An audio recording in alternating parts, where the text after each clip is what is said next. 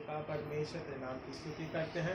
प्रभु यीशु मसीह जो कि हमारा पिता परमेश्वर, हमारे लिए पिता अपने अनुग्रह के द्वारा पिता परमेश्वर सभी की मृत्यु को सह करके पिता को बहाया ताकि हम उसके द्वारा उद्धार प्रार्थना करते हैं। पिता इस घराने के तहत पिता इनके विश्वास के रूप में पिता संगति के तहत पिता आपकी करुणा और आपकी दया बनी रहने पाए, इस बात को हम प्रार्थना के रूप में रखते हैं। पिता परमेश्वर संपूर्ण पिता परमेश्वर घराना आपकी आत्मा में बचाया जावे, इस बात को हम प्रार्थना के माध्यम से उद्धार करता प्यारे बेटे प्रभु यीशु मसीह के नाम से मांगते हैं, आमीन। सो परमेश्वर का वचन आपके हमारे मन में पढ़ा जाता है। वो यूहन्ना की पुस्तक उसका 13वां अध्याय और पहला पद है। वो इस प्रकार से लिखा है, फसह के पर्व से पहले जब यीशु ने जान लिया कि वह घड़ी आ पहुंची है कि जगत छोड़कर पिता के पास जाऊं, तो अपने लोगों से जो जगत में थे जैसा प्रेम वो रखता था अंत तक वैसा ही प्रेम रखता रहा, है ना। सो परमेश्वर का वचन क्या बोलता है? यूहन्ना की पुस्तक का उसके 13वें अध्याय के अनुसार हमको और आपको प्रभु यीशु मसीह अपने प्रेम के माध्यम के द्वारा एक साथ जोड़े रखने के लिए प्रेरित करता है ना। और फसह का पर्व इस बात को मनाते हैं या फिर हम इस बात का स्पष्टीकरण करते हैं, या फिर अगर 40 दिनों के बारे में जब हम देखते हैं तब लोग क्या करते थे, परमेश्वर के वचन के रूप में जब वो अपने यरूशलेम पहुंचा या अपने घर पहुंचा या अपने होम टाउन पहुंचा, तो लोगों ने क्या किया, खजूर की डालियां डाल डाल करके वो होसन्ना के नारे लगाए, प्रभु यीशु मसीह के नारे लगाए, वो उद्धारकर्ता के रूप में नारे लगाए। और वही भीड़ दूसरे दिन सप्ताह में बदलने के बाद में शुक्रवार को बोलती है कि इसे क्रूस पे चढ़ा, है ना। दैट इज द टाइम, है ना। सो फसह का पर्व इस बात को मनाते हैं, या आज हम 40 दिन इस बात को मनाते हैं कि प्रभु यीशु मसीह हमारे लिए वो बलिदान हुआ, है ना। वो फसह का पर्व क्यों मनाते थे? फसह का पर्व पुराने नियम के अनुसार इसलिए मनाया जाता था कि परमेश्वर ने इस बात को स्मरण कराया, निर्गमन की पुस्तक के अनुसार मूसा के मध्य में रखा कि तू इस फसह के पर्व को मनाना, ये इस बात का प्रकटीकरण है कि तू बैल का या फिर जिस भी प्रकार से है उसका लहू ले करके वेदी के समझ जाना।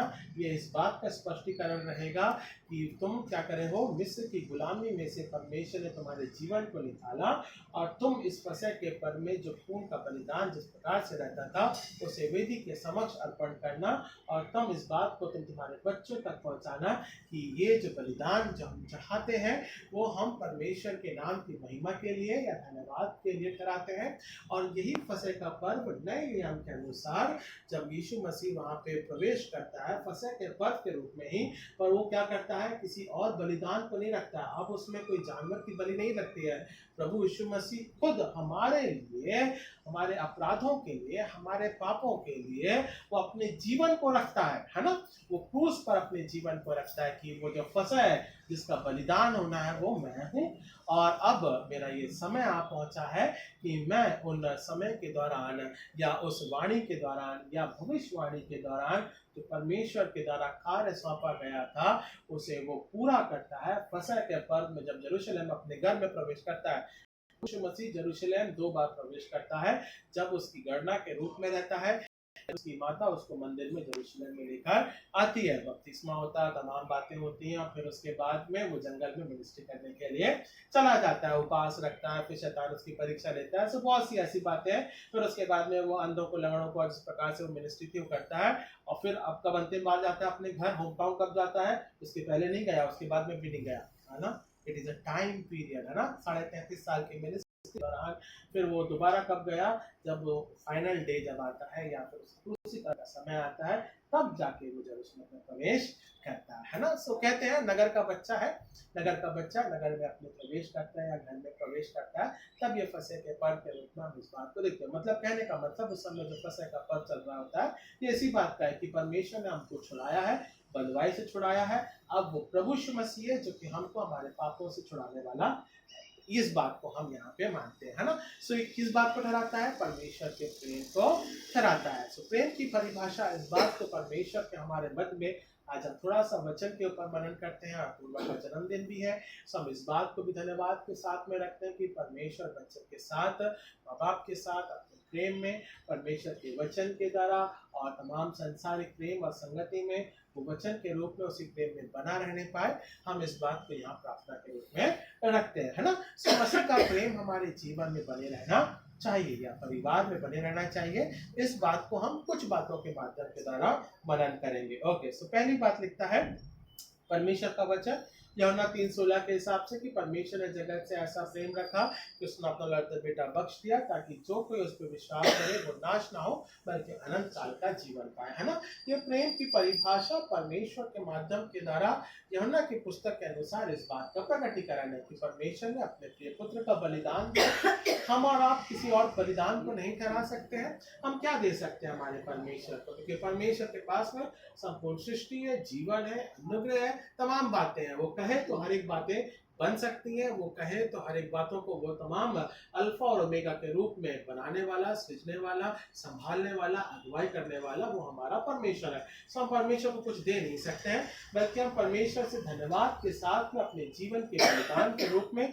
या फिर हम कह सकते हैं परमेश्वर मेरे जीवन को आप ग्रहण करें, मुझे क्षमा करें, मैं धन्यवाद के साथ में तेरे समक्ष आता हूँ, मेरे धन्यवाद के बलिदानों को आप ग्रहण करें, है ना। सो परमेश्वर ने जगत से ऐसा प्रेम किया। सो परमेश्वर मैं धन्यवाद देता हूँ आज के समय के लिए, परमेश्वर मसीह के जीवन के लिए, उसके बहाने के माध्यम के द्वारा मैंने छुटकारा प्राप्त किया है, मेरे जीवन तुझ में आत्मिक जीवन के रूप में बढ़ने पाता है। सो हम इस बात को धन्यवाद के साथ में रखते हैं। सो प्रेम की परिभाषा पहले यह है कि हम प्रभु यीशु मसीह को धन्यवाद के साथ अपने जीवन को रखने पाए या अर्पण करने पाए। परमेश्वर मैं जैसा भी हूँ पिता, मैं तेरे समक्ष आता हूँ, मैं धन्यवाद के साथ आता हूँ, मैं पश्चाताप मन से आता हूँ कि परमेश्वर तुम्हारे मध्य में अपनी अगुवाई को बनाए रख, है ना। सो हम इस बात को पहली बार धन्यवाद के साथ में रखते हैं। और प्रेम क्या है हमारे लिए, धन्यवाद के साथ में प्रकटीकरण करना भी है। परमेश्वर का प्रेम क्या बोलता है, हमें अनंत काल के जीवन में भी निवास स्थान देने वाला परमेश्वर है, ताकि हम उसके द्वारा प्रेम की संगति में, जो परमेश्वर पुराने नियम के अनुसार जो वाचाएं बड़े कठोर थी, कठिन थी, मनुष्य जीवन नहीं अपना सकता था, उसे पालन नहीं कर सकता था, उसे प्रभु यीशु मसीह ने बहुत साफ तौर से हमारा और आपके लिए सरल बनाया। और वो सरल तब बना दिया जब उसने क्रूस पर से पहली वाणी कही, हे पिता इन्हें क्षमा कर, हाँ हे पिता इन्हें क्षमा कर। तो वही परमेश्वर का प्रेम हम इस बात को अनंत काल के जीवन के रूप में भी पूरा होता हुआ देखते हैं, क्योंकि वो क्षमा के माध्यम के द्वारा हमको और आपको अनंत काल के स्थान में प्रवेश करा दिया है ना। हम ऑलरेडी प्रवेश कर चुके हैं। विश्वास ये होना चाहिए कि क्या मैं जा पाऊंगा या नहीं जा पाऊंगा, है ना। कठिन हमारे ऊपर है, कठिनाई का समय हमारे ऊपर है, डिसीजन हमारे ऊपर है, and everything which depends upon us, on our faith, है ना, हमारे विश्वास के ऊपर है कि हम किस प्रकार से विश्वास रखते हैं कि मैं प्रेम से परमेश्वर के अनंत काल के जीवन में प्रवेश करने पाऊँ। ये हो गई पहली बात। दूसरी बात, परमेश्वर का वचन क्या बोलता है, यिर्मयाह की पुस्तक उसका 31वां अध्याय और 3 पद में लिखा है, मैं आपके लिए पढ़ देता हूँ। यहोवा ने मुझसे दूर से दर्शन देकर कहा, मैं तुझे सदा प्रेम रखता आया हूँ, इस कारण मैं तुझ पर अपनी करुणा बनाए रखी है ना। परमेश्वर का वचन यशायाह की पुस्तक के अनुसार अगर हम देखेंगे तो परमेश्वर किसके लिए बोल रहा है, यहाँ पे यशायाह को अपनी कलीसिया या इजराइलियों के लिए बोल रहा है ना। वो अपने प्रेम का प्रकटीकरण करता है और वो क्या कहता है, मैं तुझसे सदा प्रेम रखता आया हूँ। और इस बात का प्रकटीकरण आप 2024 में भी देखा है। इजराइल के ऊपर चाहे कितना भी प्रकार का युद्ध, कितना भी प्रकार का होना पाए, पर उसे विजय को प्राप्त कोई नहीं कर पाया, उसके कोई विजय को प्राप्त नहीं कर पाया, है ना। से परमेश्वर का प्रेम है, वो अपने प्रिय लोगों से बड़ा बनाए रखता है और अपनी वाचा को आज के दिन तक भी संभालने तक है। जिस प्रकार से उसने पुराने नियम के अनुसार, जिस प्रकार से नए नियम के अनुसार और आज के वर्तमान समय तक, तो हम कह सकते हैं हमारा जीता परमेश्वर है। इजराइल अगर आप देखोगे, गाजा है, फिलिस्तीन है और रशिया, यूक्रेन है, तमाम उन बातों से वो घिरा हुआ है और जरा सा प्रदेश है, बिल्कुल एकदम टापू के समान है, लोग बहुत कम है, पर उसके चारों तरफ ये हमला कर सकते हैं, पर हो नहीं सकता, है ना। कितनी भी मिसाइल डाली गई, 200, 300, 400, 500, जिस भी प्रकार से वो इबादत का समय था, उनके सबत का दिन था, जब वो दुआ पढ़ रहे थे, तब उस समय 300 मिसाइलें डाली गई थी, है ना। और उसके बाद में जब रिटेलिएशन हुआ, तब तो उसके ऊपर वो विजय को प्राप्त करने पाए। So that is the part where Lord is being leading, है ना। उनके जैसी बुद्धि का देने वाला, उनके जैसा कार्य करने वाला परमेश्वर ने उस जाति को बढ़ाया है, संभाला है।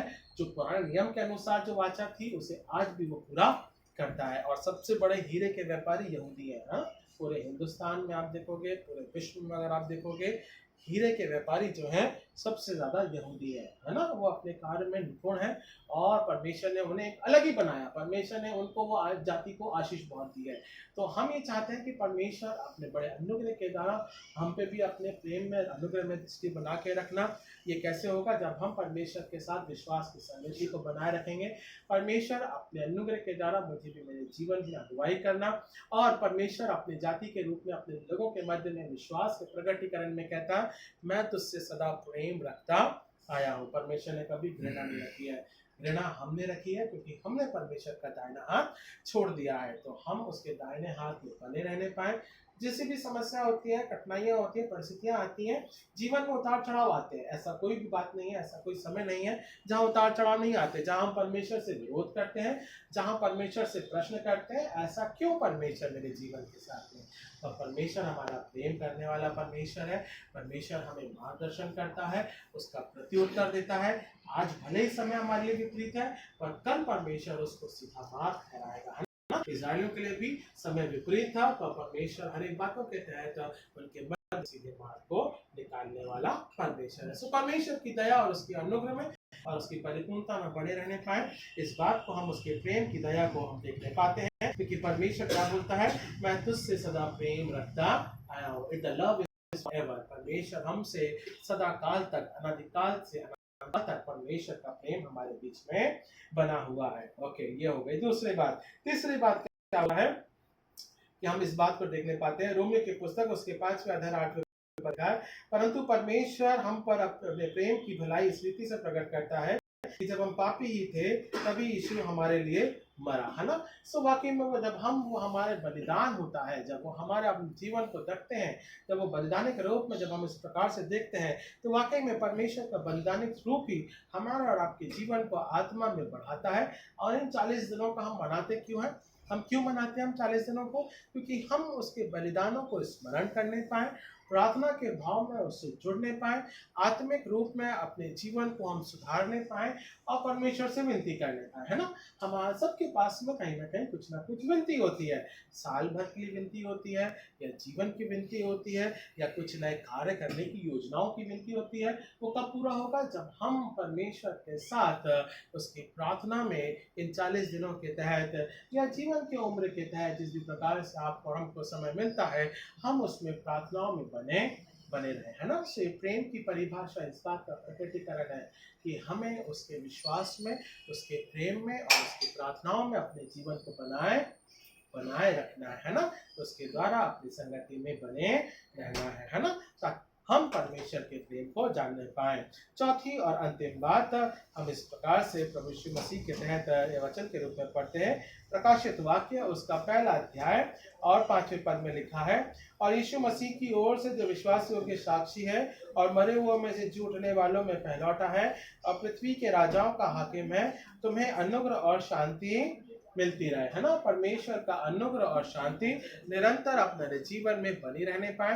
परमेश्वर दया का परमेश्वर है, सामर्थ का परमेश्वर है, और उसका अनुग्रह निरंतर हमारे जीवन में बना रहने पाता है। हम इस बात को धन्यवाद के साथ में रखते हैं। तो आइए हम मिलकर प्रार्थना करें कि परमेश्वर का अनुग्रह हमारे परिवार में, सिलम परिवार के साथ, लक्ष्मण है, मुना है, इमानुएल के मध्य में आशीष के रूप में बना रहने पाए, और हम परमेश्वर की दया बड़े बुजुर्गों के साथ परमेश्वर के आशीष से ठहर पाए। Okay, any special prayer? Manisha Samaira का है, मनीषा समायरा गौरव। अच्छा, क्या कर रहे हैं बेटा इनके? जय मसीह की, जय मसीह। अच्छा, ठीक है, जय मसीह की बेटा। और मेरे फूफा जी के लिए भी थोड़ा, वो भी मेरे अंकल की तरह। अच्छा, मतलब वेरी गुड, ठीक है, बढ़िया। ओके, सो हम प्रार्थना करेंगे। Is it okay? ठीक है। कुछ और स्पेशल प्रेयर है? Any special request? कोई विशेष रिक्वेस्ट है? वो बेबी अभी तकलीफ में था ना हॉस्पिटल। अच्छा, अच्छा, ठीक है,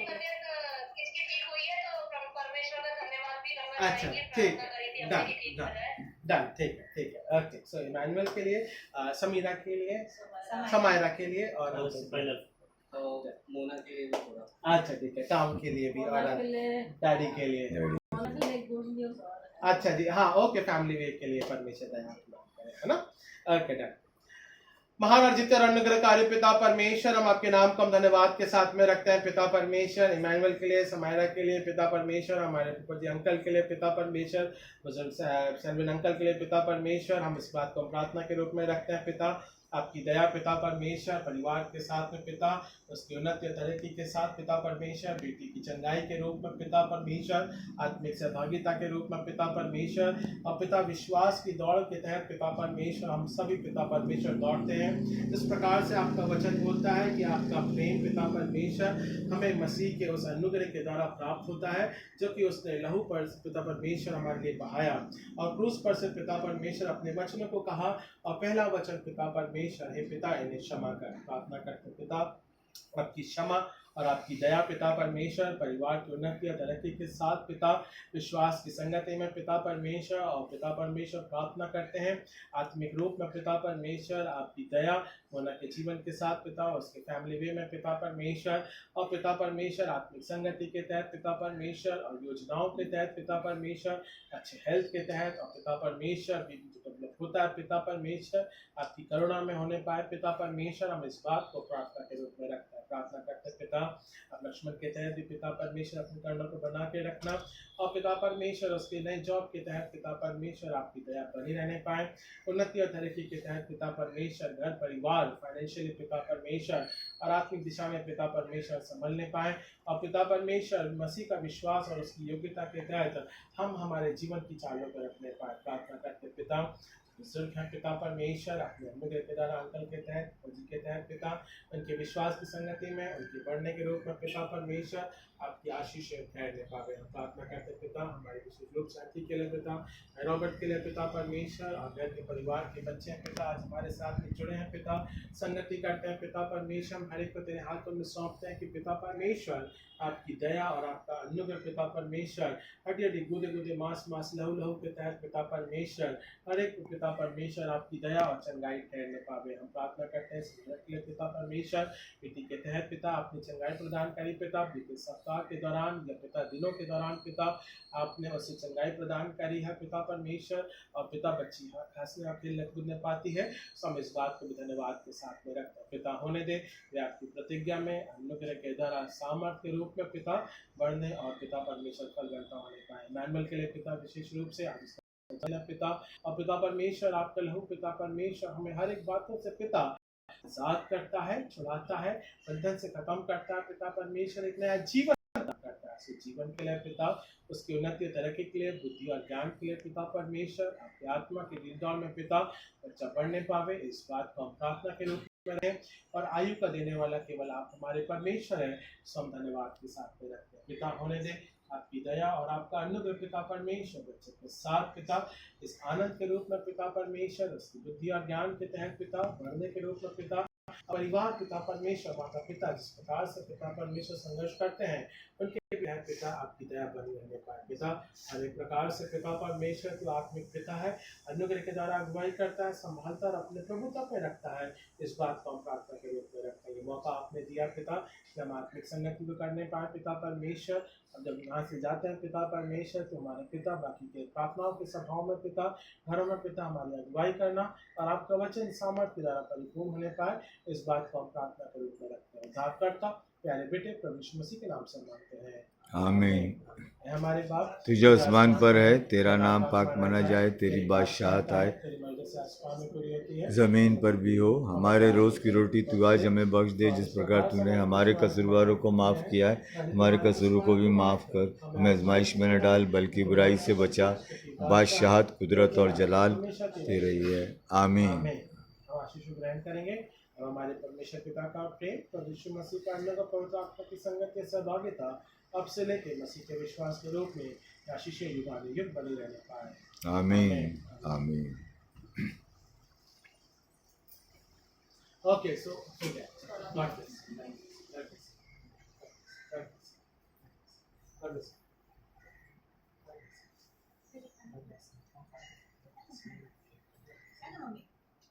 खाना खिलाएंगे फिर ये हो जाएगा तब तक। गॉड ब्लेस यू भाई साहब।